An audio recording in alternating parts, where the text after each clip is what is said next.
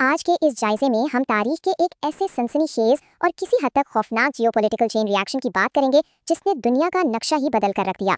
ये कहानी है न्यूक्लियर डोमिनो इफेक्ट की, एक ऐसी नाकाबिले यकीन दास्तान जो हमें बताती है कि आखिर कैसे एक के बाद एक दुनिया के 10 मुमालिक ने कुर्रे अर्ज का सबसे तबाहकुन हथियार हासिल कर लिया।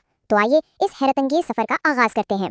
जरा इस बात पर गौर करें, दुनिया में तकरीबन 195 मुमालिक हैं जो हर वक्त टेक्नोलॉजी और दिफा पर अरबों डॉलर पानी की तरह बहाते रहते हैं, लेकिन इन 195 में से सिर्फ 10, जी हाँ महज 5% मुमालिक ही इस हतमी ताकत के मालिक बन सकें। ये कोई ऐसी चीज नहीं जो बस लेबॉर्ट्री में बैठे बैठे रातों रात बन गई हो। इसके पीछे सनसनीखेज जासूसी, खुफिया ऑपरेशंस और अपने ही करीबी इत्तेहादियों को धोखा देने की एक बहुत लंबी दास्तान छुपी है। सेक्शन 1, पहले डोमिनोज। इस सब की शुरुआत होती है 1938 में, जब जर्मन साइंसदानों ने पहली बार एटम को तोड़कर तवानाई निकालने का तरीका दरियाफ्त किया। मशहूर साइंसदान एल्बर्ट आइंस्टाइन ने फौरन अमेरिकी सदर को खत लिखकर खबरदार किया कि हिटलर इससे दुनिया का सबसे खतरनाक बम बना सकता है। बस फिर क्या था, अमेरिका ने फौरन अपना इंतहाई खुफिया मैनहट्टन प्रोजेक्ट शुरू किया और इसमें बेतहाशा पैसा लगाया। दूसरी तरफ उनका उस वक्त का साथी मुल्क सोवियत यूनियन बिल्कुल मुख्तलिफ खेल खेल रहा था। जब अमेरिका ने अपनी मालूमात छुपाना शुरू की तो सोवियत यूनियन ने रिसर्च पर पैसा लगाने के बजाय खामोशी से अपने जासूस मैनहट्टन प्रोजेक्ट के अंदर दाखिल कर दिए और इन्हीं चुराए गए डिजाइन की मदद से 1949 में उन्होंने अपना RDS-1 टेस्ट करके अमेरिका की इजारादारी को एक ही झटके में खत्म कर दिया। अब ये आर्म्स रेस इतनी तेजी से बढ़ी कि अकल दंग रह जाए। 1952 में अमेरिका ने हाइड्रोजन बम का टेस्ट कर डाला और ये कोई आम बम नहीं था। ये नया बम हिरोशिमा पर गिराए गए बम से 450 गुना ज्यादा ताकतवर था। 450 गुना। इसका मतलब ये था कि अब सिर्फ शहर नहीं बल्कि पूरी की पूरी रियासतें नक्शे से मिट सकती थी। और जाहिर है इसके फौरन बाद सोवियत यूनियन और बरतानिया ने भी अपने हाइड्रोजन बम बनाकर ये साबित कर दिया कि तबाही की इस दौड़ में कोई भी पीछे रहने को तैयार नहीं। सेक्शन 2, धोखा खाने वाले इत्तेहादी। जब अमेरिका के पास ये बेपनाह ताकत आ गई तो उसने क्यूबिक मुआहदे की बिल्कुल परवाह नहीं की। जंग अजीम दोयम के दौरान बरतानिया ने अपनी सारी रिसर्च इसी मुआहदे के तहत अमेरिका को दी थी ताकि मिलकर बम बनाया जा सके। लेकिन जब काम निकल गया और जंग खत्म हो गई तो अमेरिका ने यह मुआहदा तोड़कर टेक्नोलॉजी शेयर करने से साफ इनकार कर दिया। अब बरतानिया खुल्लम खुल्ला धोखा खा चुका था तो उन्होंने अपनी कॉलोनियों से यूरेनियम इकट्ठा किया, तन तनहा काम शुरू किया और 1952 में ऑपरेशन हरिकेन के नाम से अपना पहला टेस्ट करके एटमी क्लब में एंट्री मार ली।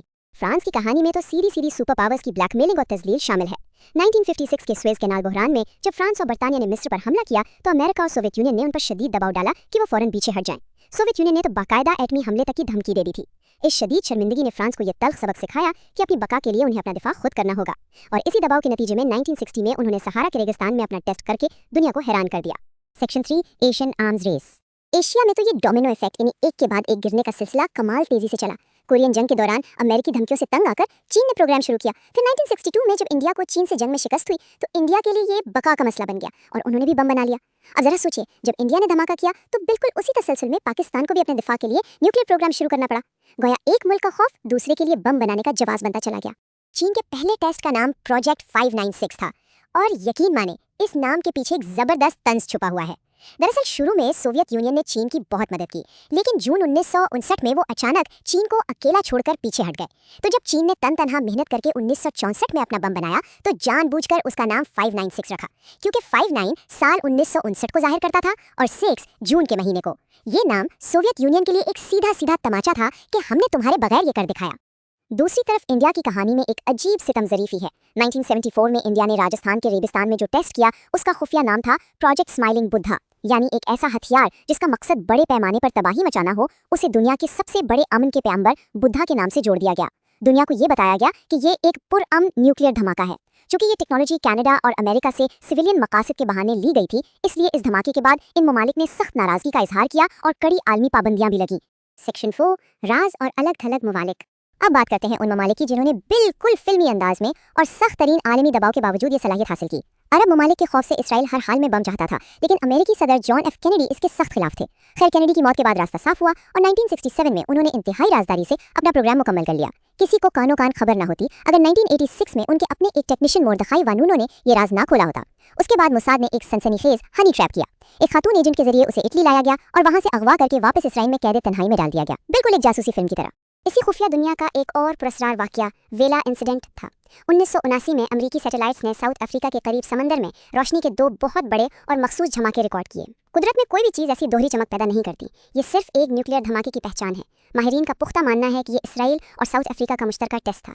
चूंकि साउथ अफ्रीका पर अपार्थाइड की वजह से सख्त पाबंदियां थीं तो उन्होंने तन्हाई के शिकार इसराइल को अपना यूरेनियम दिया और बदले में ये टेक्नोलॉजी हासिल की।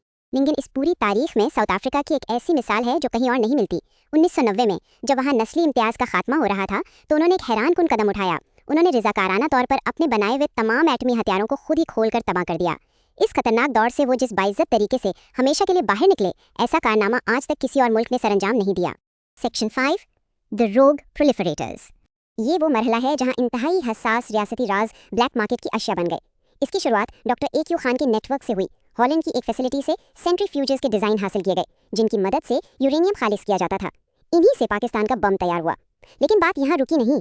बाद में यही हसास टेक्नोलॉजी नॉर्थ कोरिया, ईरान और लीबिया तक भी स्मगल हुई।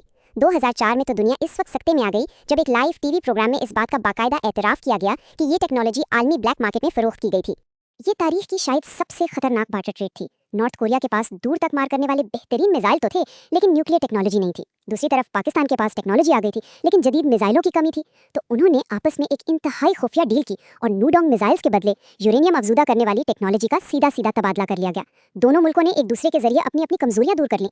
नॉर्थ कोरिया का 10वां न्यूक्लियर पावर बनने का सफर तो दहाइयों के फ्रेब पर मबनी था। 1950 की दहाई में सोवियत यूनियन से बिजली बनाने के नाम पर मदद ली। फिर 1990 में दुनिया की आंखों में धूल झोंकने के लिए नॉन प्रोलिफरेशन ट्रीटी पर दस्तखत भी कर दिए, लेकिन अंदर ही अंदर उनका खुफिया काम जारी रहा। 2006 में पहला टेस्ट और 2009 में तो इतना बड़ा धमाका किया कि रिएक्टर स्केल पर 5 शिद्दत का ज़लज़ला रिकॉर्ड किया गया। इस धोखाधही के साथ नॉर्थ कोरिया इस चेन का आखिरी डोमिनो बन गया। तो इस सब के बाद हमारे जहनों में खतरे की एक घंटी बजती है। क्या ये डोमिनो इफेक्ट वाकई यहीं रुक चुका है? मिडिल ईस्ट की मौजूदा इंतहाई कशीदा सूरत हाल को देखें। अगर ईरान अपना न्यूक्लियर बम बनाने में कामयाब हो जाता है तो आगे क्या होगा? सऊदी अरब कई बार वाजे कर चुका है कि वो भी हरगिज़ पीछे नहीं रहेंगे। तो क्या हम एक नए और ज़्यादा खौफनाक न्यूक्लियर डोमिनो इफेक्ट के बिल्कुल दहाने पर खड़े हैं? हमारे इस तफसीली जायजे में साथ रहने का बेहद शुक्रिया।